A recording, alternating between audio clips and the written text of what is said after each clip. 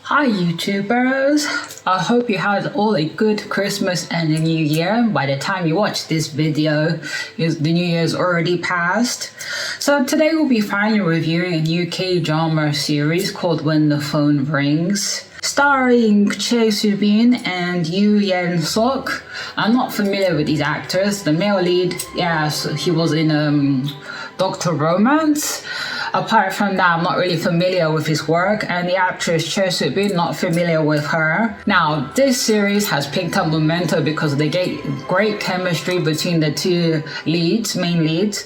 So the synopsis of When the Phone Rings reads, a rising politician and his mute wife's tense marriage begins to unravel after a call from a kidnapper and turns their lives upside down. I skipped the first 2 episodes of the series because it didn't really pique my interest, because it looked like one of those typical of, like in Korea, as you may know, the conglomerate families of those rich families that basically they do arranged marriages for political powers, that sort of things. I don't tend to like those kind of like dramas or storylines, but I got interested once I realized the great chemistry between the two leads. So Yoo Yeon-seok, he plays the character Paek-sun. Paek-sun is the grandson of the ex-president of Korea, of that kind of like fictional setting, and he's now the spokesperson for the president's house, and he comes from an influential family, supposedly. The character of Paek-sun, he has a very cold demeanor, he's really cold, and he has a marriage with another influential family of Hee-jua, the character that the actress Chae Soo-bin plays. Hee-jua, apparently the inference is that she's either deaf. They assume that she's deaf and she only communicates through sign language and of course texting on her phone. And we see that the first 3 years of the marriage is really tense between the two characters, Paek-sun and Hee-jua. That they don't really communicate that well because of course Paek-sun can't, his wife he assumes is deaf. That's my understanding, or I don't know whether they said selective mutism. That bit wasn't unclear. Let me know in the comments which way it was around. So Hee-jua, she's not happy in the marriage because of course the husband's cold and whatnot, and of course she's hiding secrets. Like obviously the show's about secrets, different identities, that sort of thing. Until I think it was before a dinner party, she gets kidnapped by some random person in the car that has about to strangle her, and the kidnapper makes a call to her husband, and the phone has a voice modulation thing that changed the voice. Now the husband thinks it's a prank and basically tells the kidnapper his wife is listening, call me when there's a body. And the wife obviously interprets that the husband really doesn't like her, doesn't even care if she's alive or dead. So the wife manages to escape with the phone, with the voice modulation, and she decides to kind of team up with the kidnapper to find a way to get out of that marriage. So she's there calling her husband using the voice modulation bit, and that's where they start to communicate in a really weird way through those phone calls. And on top of that, Paek-sun is keeping secrets. That some weird things have been happening to him, that his life is being threatened. Now, I've made it up to episode 10. I've already did the summarization of what the show is about, but by the time we reach to episode 10, it's not a big stretch. Now, I'm not going to get to that part quickly. What interests me about the show is sometimes the ridiculousness of these accidents. Now, it's 12 episodes, so the story moved along quite quickly. So, Hee-jua and Paek-sun, they finally realize each other's feelings per se, because we do get flashbacks, them as kids knowing each other. And we come to that conclusion that Paek-sun really loves Hee-jua, but the secret that he's been hiding, which I'm going to say now, is he's not really the grandson of the ex-president.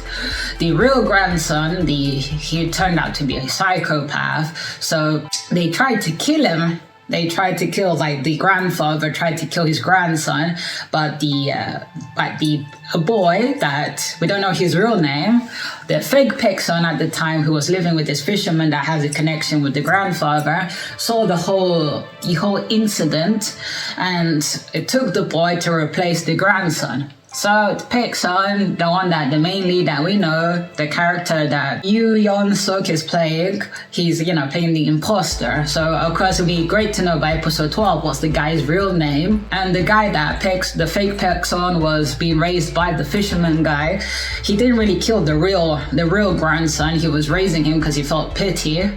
And we come to realize that. And of course, I'm glazing over a lot of things. Now, okay, that's typical storyline with Korea, like fake identities, replacing one relative with another relative behind closed doors.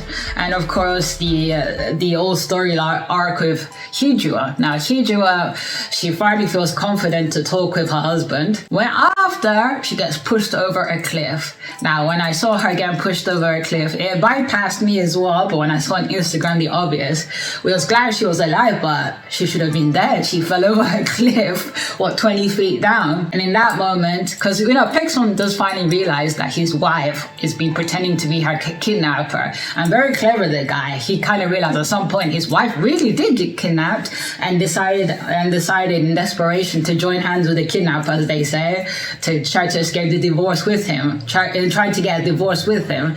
And like through I'm going back a little bit to the other scene, that through one of the conversations where Paek-sun is pretending that he's speaking with the kidnapper, like 406, but he knows that's his wife, and he kind of tells her indirectly, like, does my wife still want a divorce? And if that's what she wants, I'll give it to her. But if she wants sincerity, compassion, all those things, I can give that to her too. And that what breaks the ice finally. And when she falls over the cliff, Paek-sun manages to call her, because he had the feeling that his wife was still carrying around that black phone when the phone rings, hence the name of the show.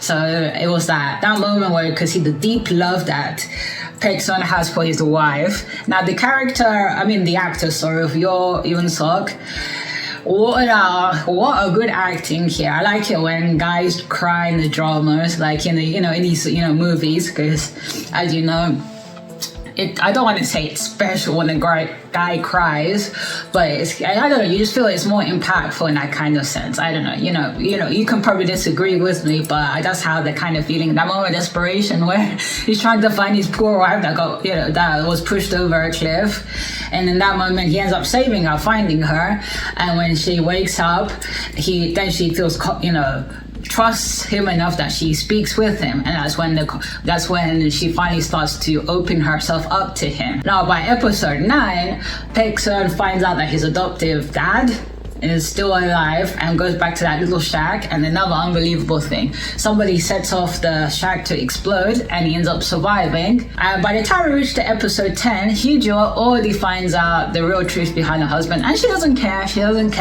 She tells her husband that she doesn't care about that, that's not really his name or Paek-sun, but just tell her the truth. She can handle the truth, and he's also hesitant because in reality the fake Paek-sun is an orphan. So we have no idea about where he really comes from. So that'd be interesting if we find that out. Now, episode 10 is basically poor Hee-jua being kidnapped twice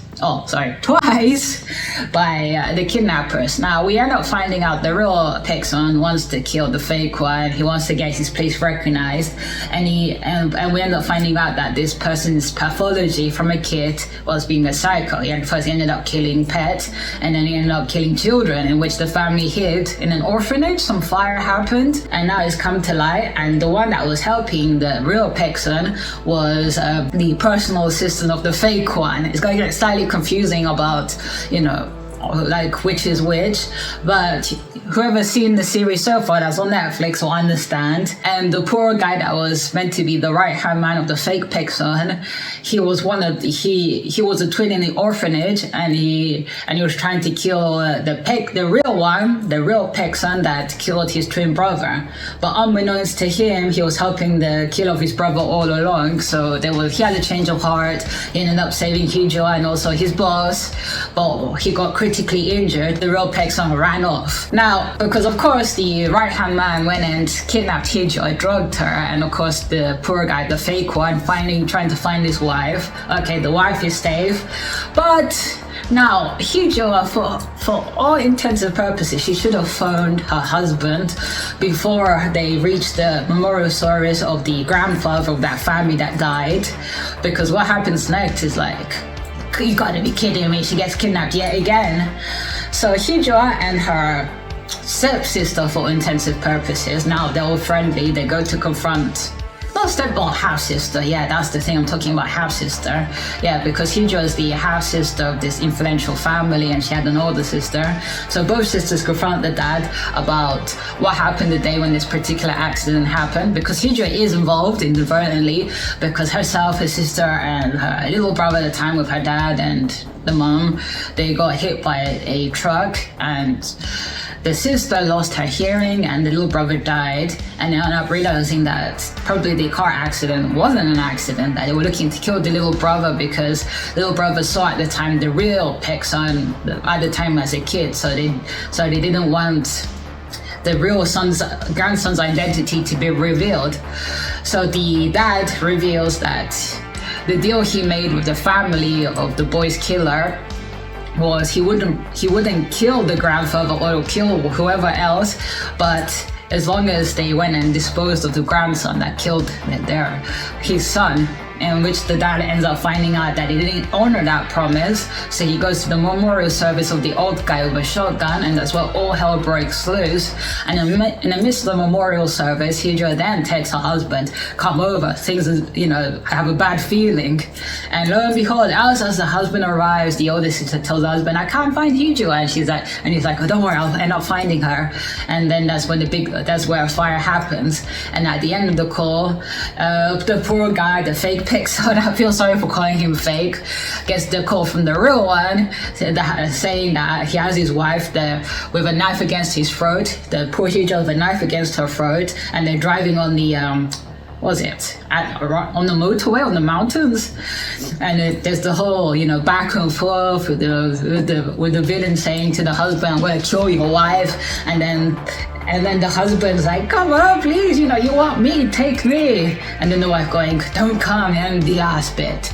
Poor Hee-jo, she's like trying to keep a promise to protect her husband. She's like, let me honor the promise, I'll protect you once. And at the ending that we see is her driving up. Well, we don't see the car go off the cliff, but we do see the remains afterwards, the understanding that she drove off the cliff with the real Paek son for both of them to die together.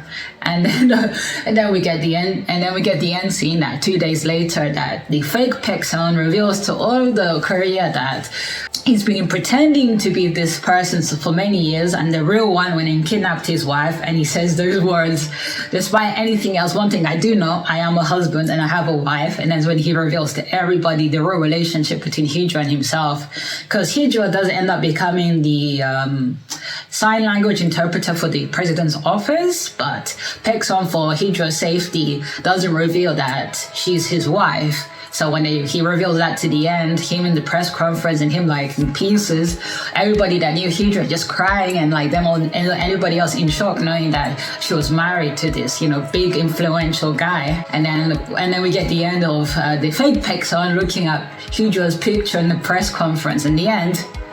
Now, the series is unbelievable in terms of the storyline, of how plausible it is, but the chemistry is great. And one thing that people like is sincerity. Now, the show is sincere. It doesn't hide behind, the obvious things of, love and, being direct with your feelings.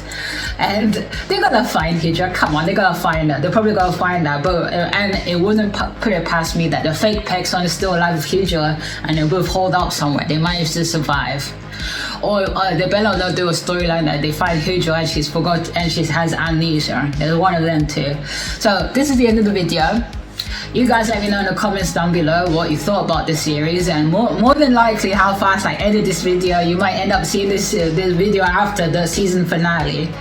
So a big thank you to any new subscribers, and to any current subscribers, thank you as well. And of course, to any new viewers, really appreciate if you can hit the subscribe button. And as I leave you always, stay safe and have a great 2025. Bye.